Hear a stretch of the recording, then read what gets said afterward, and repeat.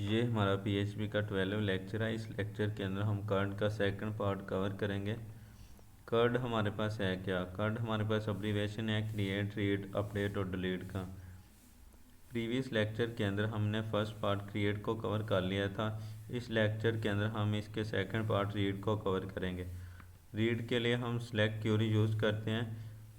अगर हमने specific columns को टारगेट करना हो, सिलेक्ट करना हो, तो उनके लिए हम क्यूरी यूज़ करते हैं। राइट करते हैं select column names with commas sequence wise from table name, जितने कॉलम्स को सिलेक्ट करना हो।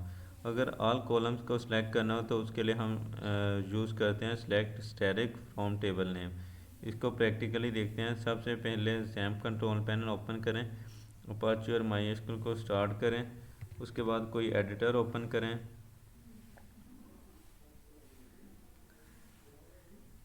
यहाँ पर हम कोई नई फाइल क्रिएट करते हैं। इसके अंदर सबसे पहले हम PHP स्टार्ट करते हैं। क्योंकि हमारी जो क्यूरी है सिलेक्ट वो डेटाबेस से कनेक्ट होके वहाँ से डाटा को रीड करेगी, तो सबसे पहले हमने SQL के साथ कनेक्शन क्रिएट करना है। वो हमने किसी और फाइल में ऑलरेडी क्रिएट किया हुआ है ABCD नाम डेटाबेस के साथ। हम जस्ट उसको यहाँ पर इंक्लूड करेंगे उस फाइल को।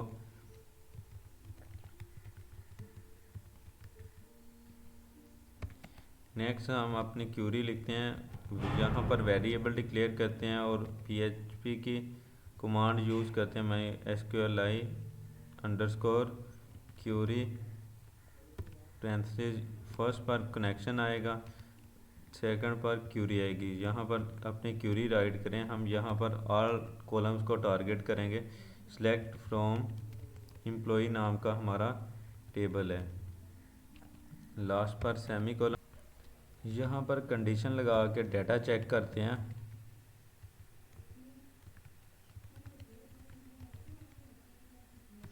अगर तो हमारे टेबल के अंदर डाटा अवेलेबल है तो देन फिर ये वाली हमारी कंडीशन ट्रू होगी, तो वो हमें डाटा डिस्प्ले करवा दे।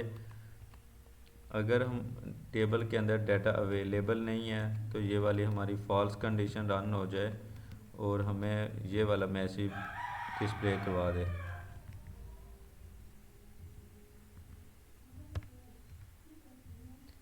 और फिर अगर हमारे टेबल के अंदर डाटा अवेलेबल है तो फिर हम उसको वाइल लूप की मदद से प्रिंट करवा लेते हैं। यहाँ पर वेरिएबल डिक्लेयर करते हैं।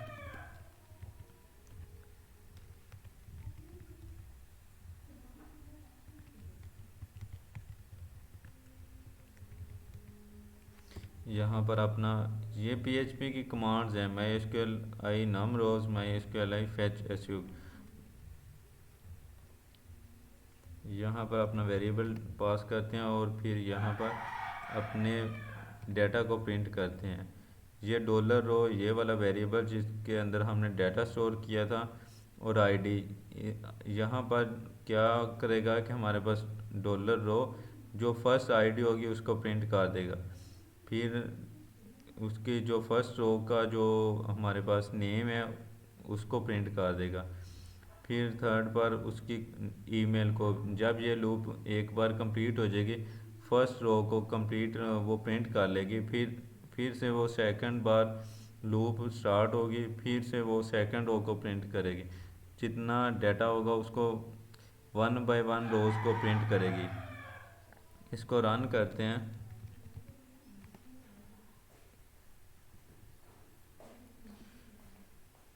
ये देखें फर्स्ट पर आईडी, फिर उसका नेम, ईमेल, उसका पासवर्ड और कॉन्टैक्ट, इनको ये टेबल से उसने लेके डाटा हमें प्रिंट करके दिया स्टैक क्यूरी को यूज़ करते हुए। यहाँ पर हम कंडीशंस भी लगा सकते हैं डिफरेंट।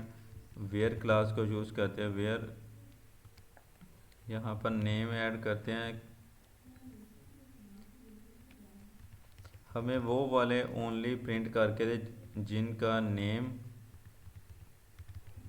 एम्प्लॉय इस नेम के इक्वल हो, एम्प्लॉय के इक्वल हो, हमें वही टेबल का डाटा प्रिंट करके दे। यहाँ पर हमने एक लॉगिन फॉर्म डिज़ाइन किया है। इसको रन करते हैं, पहले इसका आउटपुट देखते हैं। जब हम इसके बटन पर क्लिक करें तो ये हमें के डाटा को रीड करके हमें किसी और पेज रिडायरेक्ट कर दे, like as home page. Different websites पर आप लोगों ने देखा होगा कि जब हम लॉगिन पर डाटा इंटर करते हैं, जब हमारा डाटा करेक्ट होता है तो वो हमें हमारे होम पेज पर ले जाते हैं। तो इसी तरह हम यहाँ पर अपनी सिलेक्ट क्यूरी को यूज़ करते हुए बैकएंड इसका राइट करते हैं। यहाँ पर सबसे पहले हमने कनेक्शन ऐड किया है एसक्यूएल का डेटाबेस के साथ, और फिर हमने यहाँ पर अपने बटन ये वाला जो है सबमिट, इसको सेट किया। जब हम उसको हिट करें, उसको क्लिक करें, ये डॉलर पोस्ट मेथड है, ठीक है। उसके बाद हमने अपने जो इनपुट्स थी उनको एक्सेस किया। यहाँ पर हम अपनी क्यूरी लिखेंगे।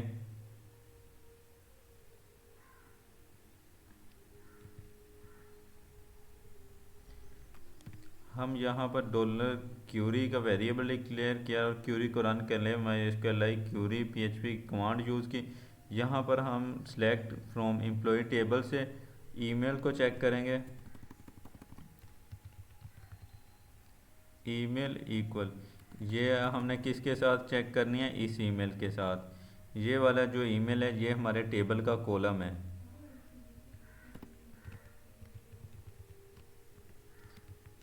एंड पासवर्ड, ये टेबल का कॉलम है, और ये हमारी वैल्यूज़ है जो वेरिएबल डिक्लेयर किया।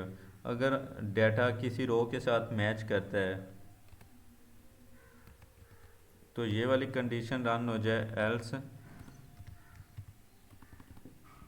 अगर डाटा हमारा जो इंटर किया हो किसी के साथ मैच नहीं करता तो हमारे पास यहाँ पर मैसेज डिस्प्ले करवा दे, इनकरेक्ट डाटा इंटर।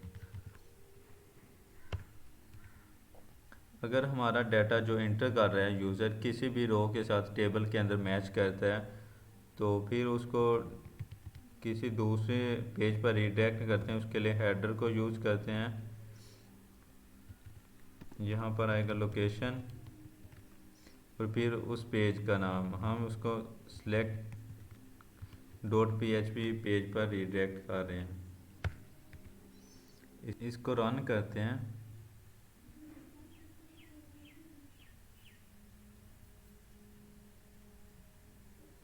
अब ये देखिए हमारे टेबल के अंदर ये दो यूज़र्स का डाटा है, एक की ईमेल ये है, एक की ये है। फर्स्ट ऑफ ऑल हम इनकरेक्ट डाटा इंटर करते हैं, पासवर्ड कोई भी रॉन्ग इंटर करते हैं। तो ये हमारे पास मैसेज डिस्प्ले करवा रहा है कि आपका जो डाटा इंटर किया था वो इनकरेक्ट है। अब ये जो टेबल के अंदर स्टोर है डाटा करेक्ट, इसको इंटर करते हैं और ये वाला इसका पासवर्ड।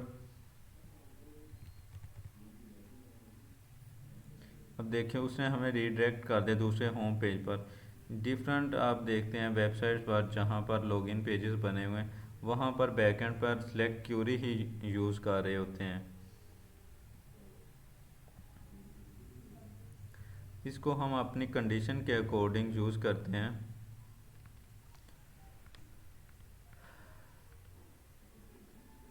और ये था हमारा 12 लेक्चर, यहाँ पर ख़त्म होता है।